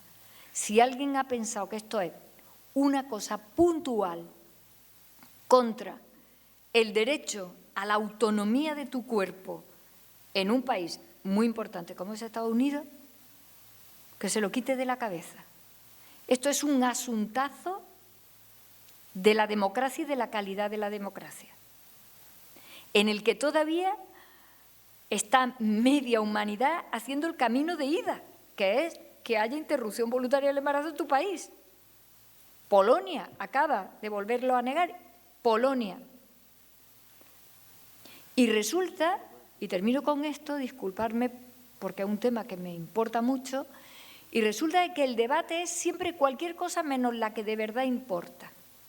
Que las mujeres tenemos derecho a nuestro cuerpo, que nuestro cuerpo es un campo de batalla para si abortamos, si no abortamos, si somos prostitutas, los vientres de alquiler, si eres mujer pero tienes pene, que no, que estamos cansadas de esto, que nosotras lo que queremos es una cosa tan sencillita como que se respeten nuestros cuerpos, nuestra existencia y que el modelo se adapte a nosotras, porque nosotras hemos entrado en el modelo hace muy poco tiempo, desde el punto de vista histórico, hace muy poco tiempo que votamos, que accedemos al poder. Aquí tengo compañeros y compañeras, Cortes Generales, senadores, diputados, que estamos y que somos capaces en los circuitos del poder de decir lo que somos, lo que pensamos, lo que queremos. Bueno, señor, estos señores del Tribunal Supremo norteamericano han cogido una norma al pie de la letra de hace más de 200 años en las que nosotras éramos, pues como decía Aristóteles, más bien esclavas que otra cosa. Gracias, Carmen. Después de la reflexión de que lo hacemos todo muy corto, pero te voy a pedir brevedad porque tengo dos más. De actualidad, 28 de junio. Y yo hago una reflexión. Los poderes fácticos existen, los poderes económicos existen. ¿Quién decide que el próximo Mundial de Fútbol se celebre en Qatar y el 28 de junio del 2022 dice el Gobierno de Qatar que cualquier símbolo, cualquier difusión de derechos LGTBI será condenado entre 7 y 11 años de cárcel. Claro, porque estamos hablando de a dónde va la democracia. Si la democracia va a un espacio en el que el fundamento es la igualdad radical de todos y la igualdad de trato. Ahora estamos en el debate igualdad-diversidad y está mal enfocado ese debate. Es igualdad y sobre la igualdad construyen la diversidad. Al revés, no. El truco último es construyamos la diversidad. No, mire usted, si en la diversidad ya estamos cuando llegamos al mundo, no es lo mismo nacer en casa de Botín que en las 3.000 viviendas. Ya de esa diversidad ya partimos. Claro, no es lo mismo nacer en Níger que en Francia. Esa es la diversidad de la que partimos. Lo que hay que construir es la igualdad de las condiciones. El caballo de batalla sigue siendo la igualdad. Bueno, pues últimamente de igualdad no habla nadie. Allí, yo que vivo en Madrid, allí tengo a la presidenta de la comunidad que habla todos los días de libertad, pero es de la de ella y la de sus amigos, ya lo sabemos. Y otros hablan de diversidad. Y sin embargo el asunto sigue siendo la igualdad. A ver, ¿en qué condiciones de igualdad una persona homosexual que nace en un sitio o en otro, en unas condiciones económicas buenas o malas, con algún problema incapacitante, tiene o no tiene condiciones de igualdad de trato y de oportunidades para salir adelante? La libertad te la encuentras al final del camino. La libertad es lo que te encuentras al final cuando tú dices, yo he tenido una beca y aunque soy negra no estoy discriminada y soy homosexual y el respeto a mi opción claramente, sin ningún tipo de traba. Y soy gitano o gitana y no hay absolutamente ninguna traba. Claro, pero como la tarea de la igualdad es muy dura, pues hay cantidad de cobardes desertando. Y se inventan moderneces. Y mientras que nos inventemos moderneces, no avanzamos en el camino difícil y correcto, que es la igualdad radical de todos y cada quien en las condiciones en las que está. Pues no, señor, lo moderno ahora es lo de la diversidad. La diversidad tiene un truco debajo si no la pone en el mismo nivel que la igualdad. Tiene un truco. La diversidad es la nueva fórmula de sálvese quien pueda. Y los más fuertes le ganarán a los más débiles y los que estén en mejor posición estarán evidentemente abusando de los que estén en peor posición. Es la nueva fórmula, es la nueva fórmula. Así que hay que seguir en la batalla de la igualdad, que la igualdad protege la diversidad, porque la igualdad no es uniformidad. De eso sabemos las feministas para escribir 3 libros cada una. Cuando nosotras hablamos de igualdad, yo recuerdo cuando, y lo he recordado aquí, cuando Carlos ayudaba mucho a que el feminismo se abriera paso y se respetara, yo recuerdo que las primeras cosas que te decían cuando tú decías yo soy feminista, porque ahora ya el término está asumido y respetado, pero yo recuerdo lo primero que te decían era, ¿pero tú qué quieres, ser un hombre? ¿Lo recordáis alguna de las que estáis aquí, verdad? Y yo decía, pero yo veo que creo, si soy feminista por lo contrario, porque estoy muy cómoda siendo mujer, estoy contenta, orgullosa de ser mujer, lo que quiero es que me dejéis serlo. Pues es que este es el lío y estamos todo el rato con este lío. Y yo lo que creo es que todo esto está aflojando las posiciones internacionales de defensa de los derechos humanos. Porque estamos en debatitos pequeñitos, en vez de ponernos en el plano internacional a defender los derechos humanos y la Carta de Derechos Humanos.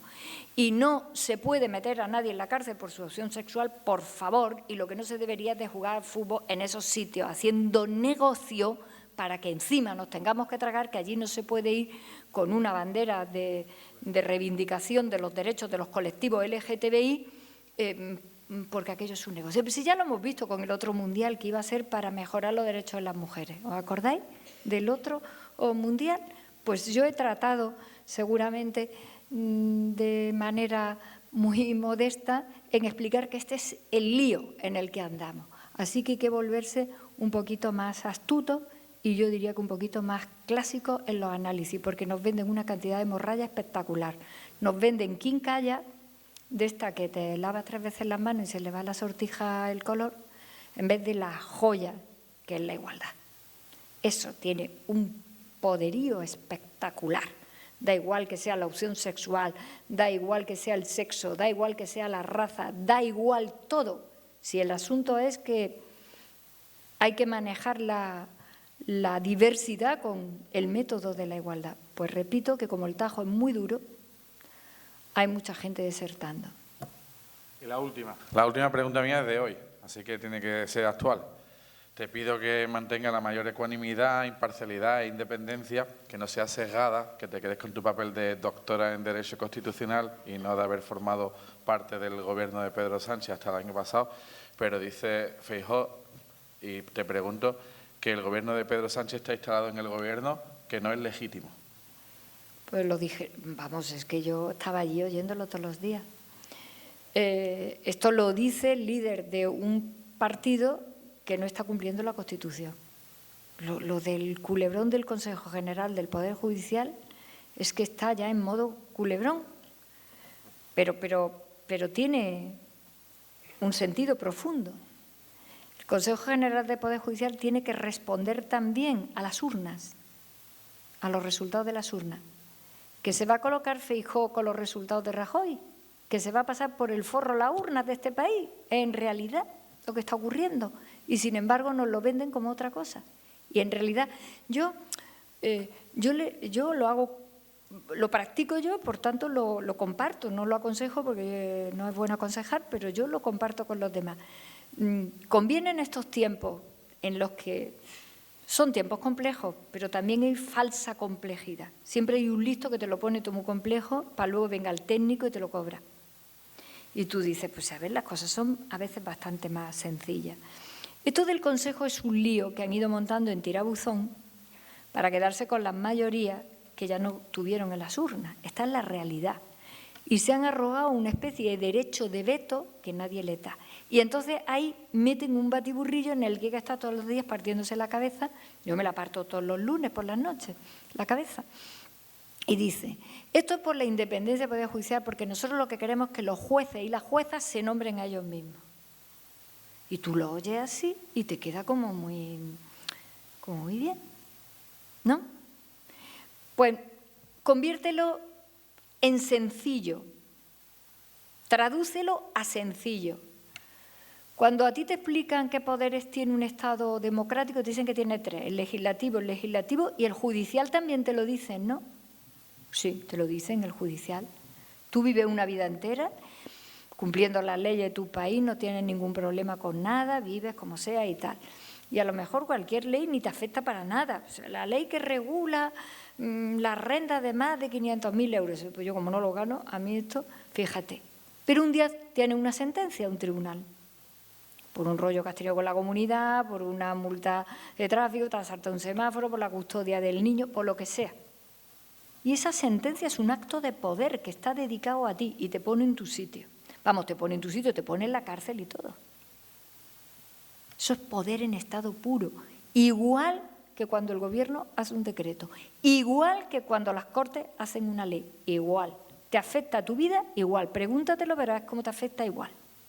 Dices tú, caramba, que me tiran la casa abajo porque la he construido irregularmente y toda la pasta que me he gastado, pues nada, como lo he hecho ilegal, me la tiran. Es un acto de poder como la copa de un pino. Vamos, que tú en tu vida tienes 500 leyes que a ti no te van a afectar para nada, que son también actos de poder. Porque el poder existe, es inevitable. Y lo que tenemos que saber es cómo encauzarlo. Bueno, pues te dicen que hay 3 poderes. Y tú dices, vale, yo voto. Y de lo que yo voto se forma el gobierno, ¿no? Y el que quiere ser presidente o presidenta del gobierno tiene que conseguir la mayoría de la Cámara, que somos los que hemos llegado allí directamente de los ciudadanos. 2 poderes que están controlados por las urnas, los 2. Pues ahora hemos decidido que es estupendísimo que el tercero no pase por las urnas para nada. Y te lo venden como una propuesta súper avanzada. No, que los grupos parlamentarios no debatan quiénes tienen que estar en el Consejo General del Poder Judicial y lanzan dos ideas perversas.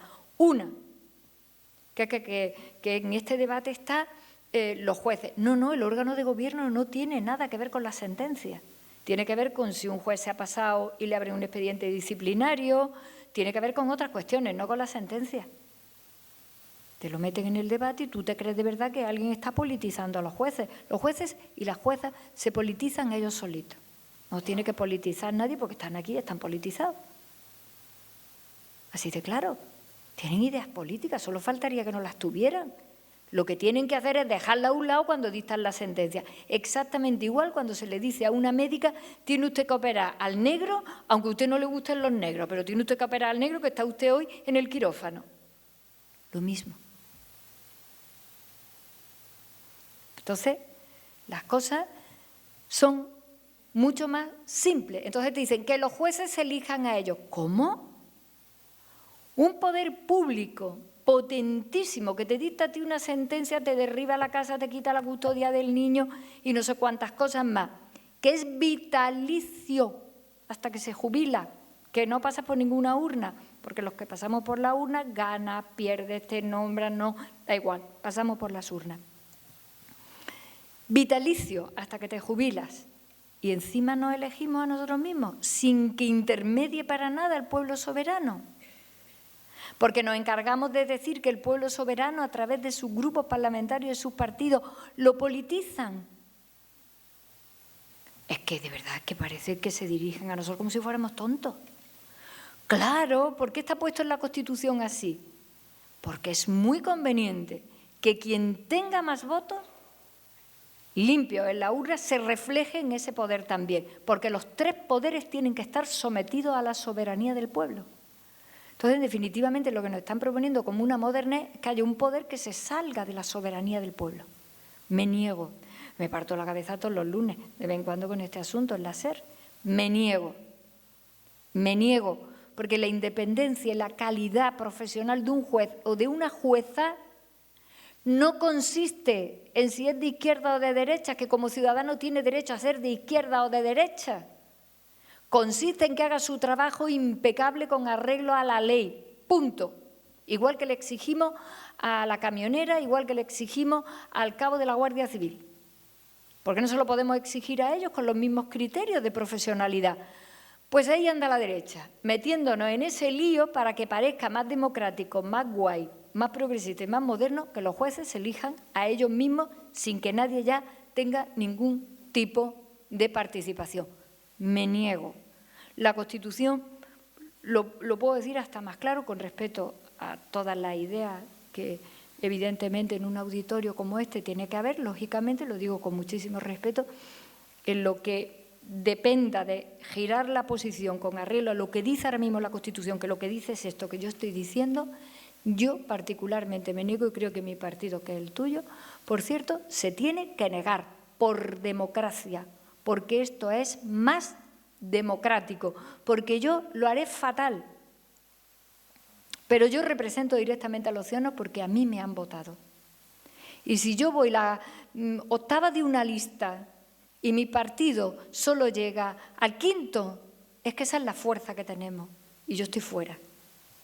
Que no será por mis méritos, ni por mis deméritos, ni por mis virtudes, ni por mis inhabilidades que todo el mundo las tiene y yo muchas, por cierto. No será por eso, será porque esa es la fuerza que tenemos. O defendemos la democracia o vamos listos. Y los que la atacan cada día son más habilidosos para dar gato por liebre. Y el Consejo General del Poder Judicial tiene ahora mismo la mayoría de Rajoy. Se está pasando Feijóo las urnas por el forro. Esto es lo único que decir para que se entere todo el mundo con total claridad lo que está pasando con este asunto.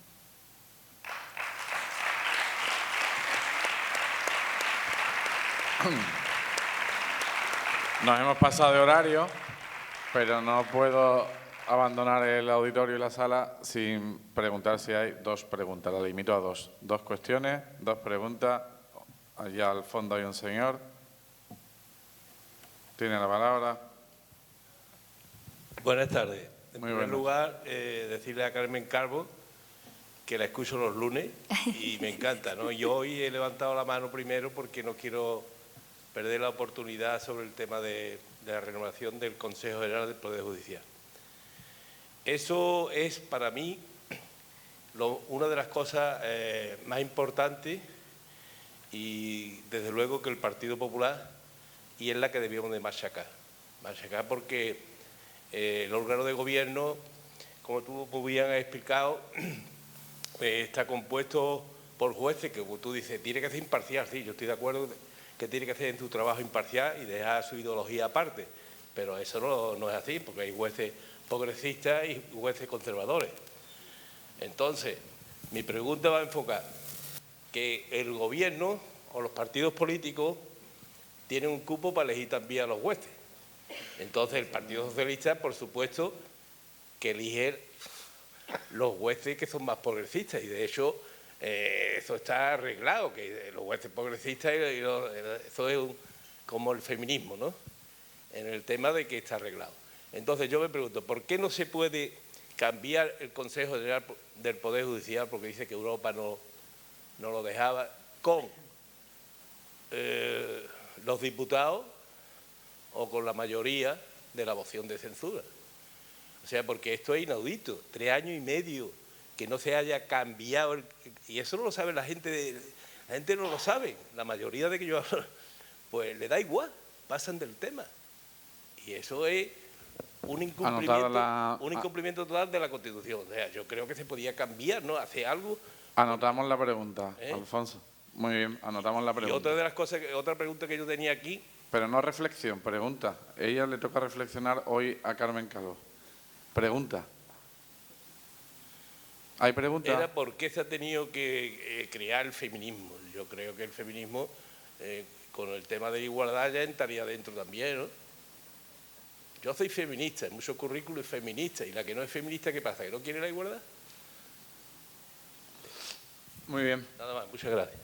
Tiene la palabra, hemos dicho 2, hay un joven detrás, y lo único que pediría, por favor, no es una reflexión. Le toca reflexionar a nuestra conferenciante. ¿Una pregunta? Sí, es corta, pero para introducirla Gracias. tengo que de esto. Gracias, Carmen, por venir a San Roque. Es un placer siempre oírla, tanto por la radio como en otras conferencias que la he podido oírla.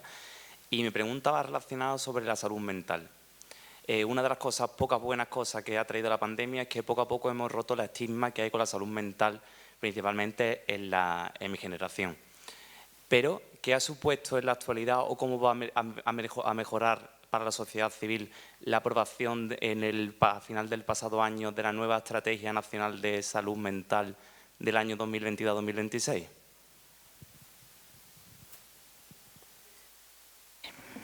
A ver, por el orden que se han formulado, ¿vale? Mira, la democracia es un sistema muy complejo, no puede ser sencillito, porque la democracia tiene que hacer unos cuantos equilibrios muy complicados. De hecho, como idea utópica, lleva dando vueltas por el imaginario de la humanidad toda la vida. Como práctica, tiene 3 días.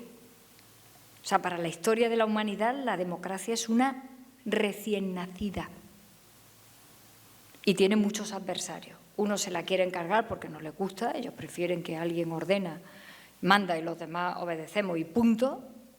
Y otros le piden tantas cosas tan pronto a un sistema que es absolutamente recientísimo en las vidas de la humanidad, la cargan con tantas cosas que la debilitan. Por eso en democracia es muy importante quién circula por el carril del centro y del equilibrio. Porque la democracia tiene que hacer 2 trabajos continuamente. Desmontar el pasado de discriminación, de clases sociales, de falta de oportunidades y crear, por otro lado, todos los nuevos espacios. Si tú le dices a tu abuelo, a tu abuela y a todas las personas que han vivido en este país todo el siglo XX hasta que la democracia arranca con el estado de bienestar, tú le dices que tú ahora te pones malo, vas al médico y te atienden y te operan y no te preguntan cuánto vale porque tú pagas tus impuestos y le dices que tus hijos van al colegio y que a ti eso hace 80 o 90 años te dicen, ¿esto qué es? Esto será en el nirvana. Estoy hablando de 80 o 90 años, no estoy hablando de más. Tiene que hacer un trabajo complejísimo.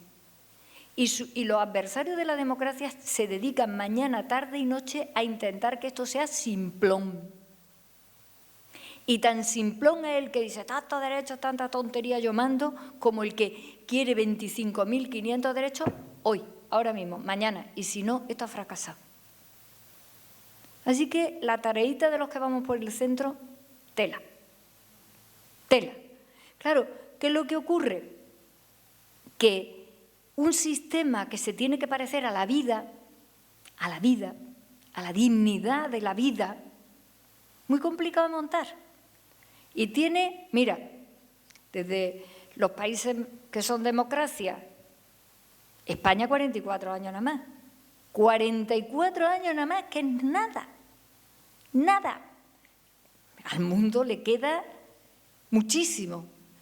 Las democracias se están debilitando por algunas cuestiones que tienen que ver con lo que estamos esta tarde intentando contar aquí.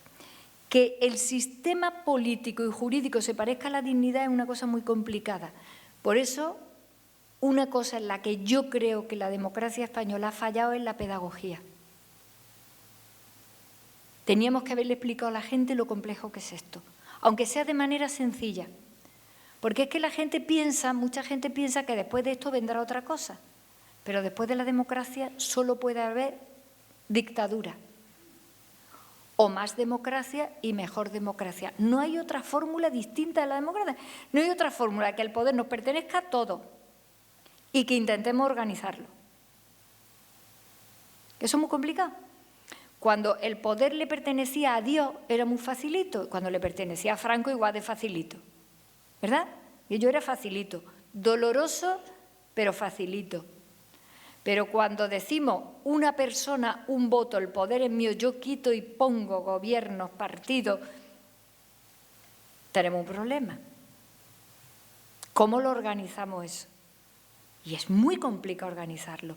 Y desde el que se le ocurre la tontería de, como esto es muy complicado, mando yo, al que esto lo vamos a hacer modelo asamblea, que todos hablen todos los días. Pues si todos hablan todos los días, los problemas no se resuelven.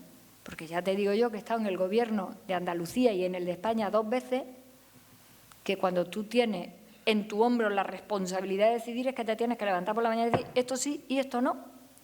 Porque es que estás para eso, equivocándote incluso. Entonces, por las dos puntas vamos mal. ¿Qué pasa con el Consejo General del Poder Judicial? Que como es un poder, tiene un órgano de gobierno. Pues si no, no tendría que tenerlo. A las cámaras las gobiernan su mesa. Eso que veis allí en la tele, ese es el órgano de gobierno. Lo que no decide la mesa no se hace. En el Consejo de Ministros, al final manda quien preside. Quien preside dice, esto sí, esto no, porque es que el ser humano necesita decidir, aparte de darle vueltas a las cosas. Y alguien tiene que hacerlo. Y yo he dicho antes que somos un país bastante anarquista, somos el único país anarquista que funciona en el mundo estupendamente, porque tenemos un gran país. Somos muy anarquistas, en cuanto que vemos que alguien tiene poder, nos ponemos en contra. Ni cosa que le moleste más a un español que haya alguien que tenga algún poder sobre él.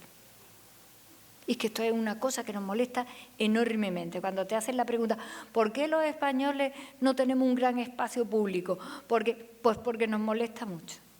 No reconocemos en el otro nada, nunca. Entre eso y que, como decía Unamuno y otros muchos más, parece que la envidia nos gusta mucho, la hemos liado un poco parda. Porque nos cuesta mucho trabajo admirar a alguien, reconocerle algo a alguien, decir, nos cuesta mucho trabajo. Así es también mucho más difícil montar todo esto, mucho más difícil. La guerra que se levanta contra la República no es por casualidad. O sea, que los españoles no pudiéramos convivir no es por casualidad. La barbaridad de muertos de la guerra del 36 no es por casualidad. Ese guerrazo no lo tiene casi nadie.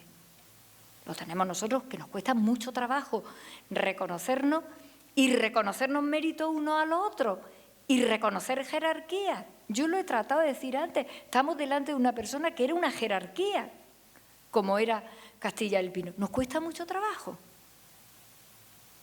Y esto es importante que lo diga, porque el Poder Judicial tiene un órgano de gobierno porque es un poder. Y la primera cosa que no nos entra en la cabeza de los españoles es que eso sea un poder. Y las derechas se encargan de hacerte creer que no es eso, que son ellos, porque sus hijos sí llegan a esas posiciones. Yo soy de las que defiende una escuela pública de formación para magistratura y fiscalía, becada, que el hijo o la hija de una familia modesta de San Roque con ganas y talento suficiente esté becado hasta que apruebe las oposiciones, porque si no, solo llegan a esos lugares los hijos de las élites. Ya está. ¿Y qué piensan ellos? Pues lo que piensan las élites, que el mundo es suyo, que el poder es suyo y que España es suya. Punto de pelota. Entonces, no por la vía de las becas normales. Una escuela de altos estudios jurídicos para formar allí a cualquiera que tenga capacidad. Entonces, lo nutre de otra cosa, porque al resto de los espacios ha estado llegando todo el mundo, pero porque había becas. Y ahí no, porque es que ahí tú terminas tus estudios y te tiene que pagar tu padre o tu madre un preparador que cuesta una pasta al mes y te tienes que quedar en tu casa 2 años o 3 o 4 hasta que apruebas y la gente modesta abandona porque no tiene quien le pague eso. Y yo creo que este país tiene que hacerlo y meter ahí el dinero que se requiera y hacerlo. Porque es verdad lo que tú dices, si los jueces tienen que tener ideas políticas, es más, mi opinión es que tienen que expresarlas para que lo sepamos. Y luego le exigimos, yo no tengo problemas con la justicia ni lo he tenido nunca, pero en el caso dado yo preferiría saber que me estoy enfrentando a una jueza que es casi fascista o a una jueza que dice que es progresista. Yo preferiría saberlo, para saber por dónde enfocar el asunto.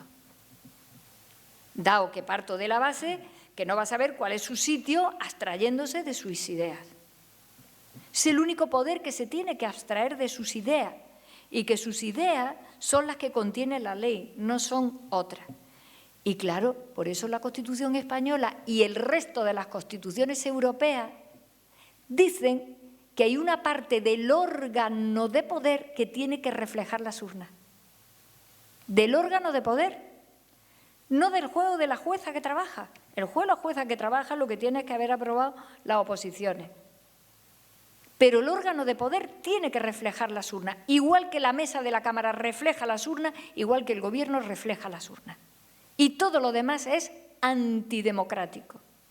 Pues esto es lo que nos podía pasar, que los jueces y las juezas, seleccionados por razones económicas, porque se lo pueden permitir, llegan las clases sociales que llegan y que además lo decidan ellos todos solos, sin que haya ya ningún filtro más de los partidos políticos que vota la gente. Pues es que esto es una barbaridad, que por cierto, Europa no ha dicho eso nunca, porque el debate al que iba Casado, hablar mal de España todos los días, era a decir que estábamos politizando a los jueces. Y teníamos que llamar por teléfono y decir, no, los jueces no, al órgano de gobierno de los jueces. Porque se ha vuelto a poner otra vez en España de moda que es mejor estar por encima de la ideología. Esto lo decía Franco. Franco parece que es verdad, yo se lo pregunté una vez a un ministro de Franco, que hubo un ministro que fue a hablar con él y le dijo, haga usted como yo, porque llegó muy apurado y le dijo, haga usted como yo y no se meta usted en política. Y yo, como eso se comentaba mucho, pues un día un ministro de Franco, que vive todavía, le dije, oye, ¿esto? Me dijo, ¿eso es verdad? Pues estamos ahora en las mismas. El otro día le escuché a una portavoz de un grupo parlamentario decir, por encima de la ideología en la economía. Más ideología que esa, que venga Dios y la vea. Y lo soltó allí, pensando que estaba haciendo un gran discurso, que estaba plantando allí una novedad teórica que te cae y que estaba descubriendo América. Estaba diciéndonos, sin trampa ninguna, que aquí se trata de que los poderes económicos no tengan ningún tipo de regulación, ni de freno, ni de control. Y volvemos otra vez a las mismas, que la gente se agobia por decir, yo voto a este partido, yo soy de este partido. Pues yo no es mi caso. Yo corrí mucho delante de los grises como para no poderle decir a la gente con respeto, con honestidad, porque es lo que soy, y con absoluta claridad y que tengo que respetar las ideas de los demás, lo que soy yo. Soy una socialista feminista. Punto. Es que si no, en donde estamos, que no lo podemos decir, pues sí que no lo podemos decir ya, ¿para qué estamos aquí? ¿Para qué hemos caminado esto? Pues yo lo digo con mucha claridad y con mucho respeto.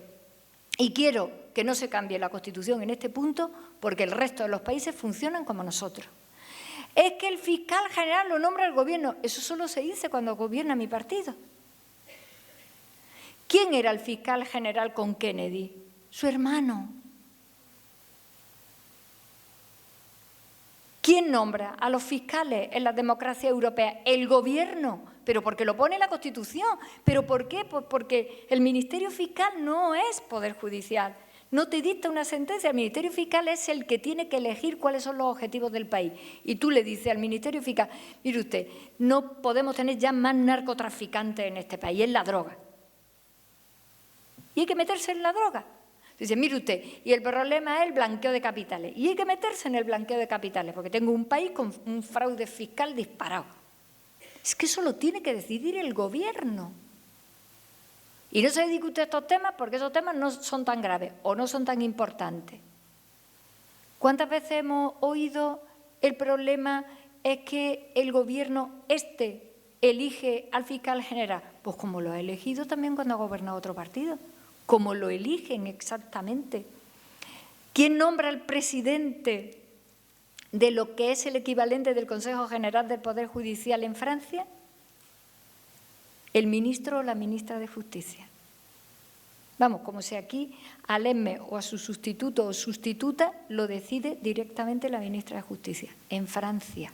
Le vamos a enseñar nosotros a Francia lo que es el modelo democrático. Son todo debates trucados. Todo debates trucados. Yo creo que el modelo no se puede cambiar. Y luego siempre hay alguien que sale, ahí están los dos grandes partidos repartiéndose los jueces. Y le pagan el sueldo a final de mes por decir esto. Lo dice una. Por repartirse los jueces los dos grandes partidos. Los dos grandes partidos lo son porque los vota la gente en la urna si no te importa. Es que claro, muy fuerte. Y tú le llamas reparto lo que la Constitución dice que es acuerdo para renovar. Y tú te permites el lujo de llamarle a eso reparto. Y te llamas demócrata constitucionalista y cobras el sueldo a final de mes. Yo que creo que faltamos al respeto a muchas cosas. Y en ese sentido hay que hacer más pedagogía. Yo lo decía antes, uno de los problemas es que no hemos hecho suficiente pedagogía a la gente de cómo funciona el modelo. Yo recuerdo cuando estaba en el gobierno de Andalucía que la gente te decía, a mí me da igual que esto lo tenga que resolver la alcaldesa, la Junta o Madrid. No, la gente cuando tiene un problema espera una solución. Y claro, tú le decías, no, mire usted, es que cada uno tiene que hacer una cosa diferente. Y es bueno que usted sepa lo que tiene que hacer cada uno de estos tres niveles, porque si lo hace bien, se lo reconoce usted y lo vota, y si lo hace mal, lo deja usted de votar, ¿no? A ver si voy a hacer yo el trabajo del otro para que voten al otro en vez de a mí. Pues nos ha faltado. Esto saben los alcaldes para dar y tomar y bendecir. Claro. Entonces, yo repito. Que el alcalde tiene que estar en el brindis de la Feria de Puente Mayorga, que ya llevan esperando un rato. El feminismo es la igualdad aplicada al problema de desigualdad más grande que tiene la historia de la humanidad, que es la discriminación entre hombres y mujeres. Se llama así, lleva una trayectoria histórica, teórica, político y jurídica que merece un respeto y se tiene que llamar con ese nombre. Y salvo para algunos que están muy en la ignorancia, no es lo contrario del machismo. El machismo es la defensa de la superioridad del hombre. El feminismo es la propuesta democrática de la igualdad entre hombres y mujeres. Es como la noche y el día aproximadamente. Y luego Mira, te agradezco la pregunta porque justo estamos hoy aquí hablando de seguramente el psiquiatra más importante que ha tenido este país, y cuando yo hablo con los psiquiatras discípulos suyos, lo primero que me dicen es que, primero, bien que hablemos ya de esto. Yo particularmente pienso, pero esto es una opinión muy mía, que hay muchas cosas que no deberíamos de patologizarlas tanto. Últimamente todo lo queremos convertir en una enfermedad. Tenemos el estado de ánimo caído, porque nos hemos chupado confinamientos, problemones como puños, muertes a tu alrededor, hospitalizaciones, y es lógico que no estemos para tirar cohetes, pero a mí me preocupa que lo vayamos a poner todo en clave de enfermedad, porque entramos en un tirabuzón. Muchas veces la gente es que estoy depre, no estás depre, estás hoy triste. Oye, ni triste ni nada, que te ha pasado una cosa muy gorda, pues normal que reacciones con bajo ánimo. Y luego lo que yo sí creo, que lo comparto contigo porque tú lo has dicho muy bien, primero, que cuando uno tiene una enfermedad de esta naturaleza tenemos que modernizarnos un poquito más los españoles, que para esto hemos sido muy zafios, muy zafios. Hay otras sociedades en esto mucho más avanzadas, hemos sido muy zafios. Y cuando los problemas de salud son mentales, hemos considerado, pero claro, somos un país que hasta antes de ayer éramos nacionalcatolicismo, que esto nos parecía que era que Dios te había castigado, que la Virgen no te protegía y cosas muy raras, de verdad te lo digo. Es que claro, nos ha pasado con esto, nos ha pasado con las discapacidades, pero si tenemos una propuesta para reformar el artículo 49 de la Constitución, lo dejé yo depositada, para que no se llame minusválidos ni disminuidos a las personas sin capacidades, y la ha votado en contra del Partido Popular. Para que les respetemos y no les llamemos disminuidos ni inválidos ni cosas de esas, les llamemos simplemente personas que tienen una discapacidad. Fíjate dónde estamos. Hoy, la semana pasada, la anterior, votaron en contra de que se quite esa palabra que para mí es ofensiva. Están en esto, estamos en esto. Me parece muy bien, y yo creo que por salud mental tendríamos que hacer un plan contando con los profesionales, que creo que hemos contado poco lo que ellos opinan sobre esto, y cómo organizar los circuitos de ayuda preventiva, hasta evidentemente la reacción a quienes tengan enfermedades, porque yo le he preguntado a psiquiatras, a los que, en fin, valoro mucho profesionalmente, y me han dicho, esto hay que cogerlo por otro sitio.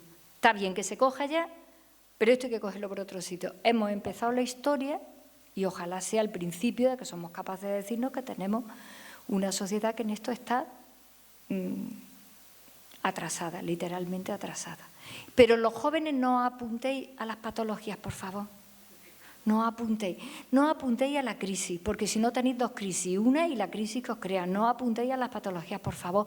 Es como hacer un poquito neandertales, un poquito así más naturales, más normal, todo más normal. Estoy deprimido, pues claro, si quiero tener un novio o una novia y no lo encuentro, pues ¿cómo voy a estar? Pues triste.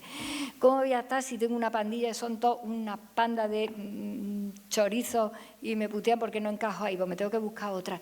Normal. Yo, al dictador Franco, que por cierto lo sacamos 4 andaluces del Valle de los Caídos, 4 andaluces sacamos a Franco. La única cosa que le tengo que reconocer es que combatiendo la dictadura me pasé una adolescencia estupenda, no me podía preguntar quién soy yo, ni para dónde voy, ni la vida, si yo soy mujer, hombre, no me daba tiempo a nada, porque era todo el puñetero día en la clandestinidad maquinando que este tío se muriera, que nos lo quitáramos de en medio. Eso se lo tengo que agradecer, porque no tuve ningún problema, no me daba tiempo.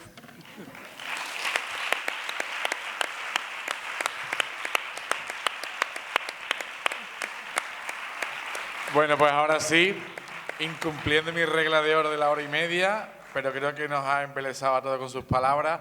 Gracias a todos por asistir. Os espero el jueves, que tenemos conferencia aquí en el teatro a las 8:30, el viernes con Zapatero a las 12 y estamos en contacto siempre. Un saludo, buenas noches y muchas gracias a Carmen Calvo. Muchas gracias. Gracias.